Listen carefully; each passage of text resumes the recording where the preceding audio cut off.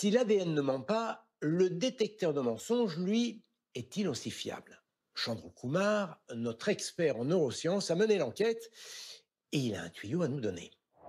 Regarde comment ça marche. Any jewelry from the Marchand Company? A lie.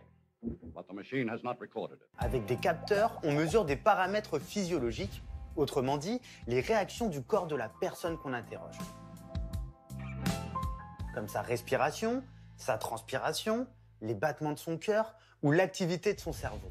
On peut alors savoir à quel point l'accusé est stressé. S'il est anxieux, c'est qu'il nous cache quelque chose ou qu'il nous ment. Mais ça, c'est la théorie, car en pratique, le cerveau est bien plus fort que la machine. La preuve avec Aldrich Hazel Ames, cet agent des services secrets américains qui a réussi à faire l'agent double pour les services secrets russes pendant 10 ans sans se faire griller malgré plusieurs passages au polygraphe. Il explique lui-même comment il a réussi ce tour de passe-passe.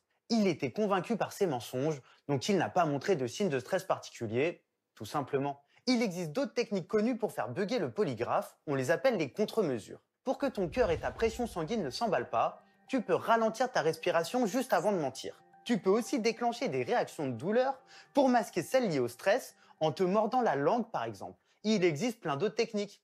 Pour te dire, un policier américain a même été emprisonné pour avoir entraîné des délinquants en contre-mesure. Mais pas de panique, Jamy.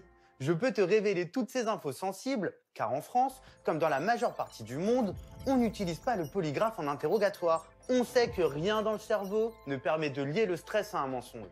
Et à l'inverse, on peut mentir sans forcément stresser. Donc je te le dis, Jamy, la science du mytho est bien complexe. C'est pour ça que je te dirais que la vérité, rien que la vérité, je le jure.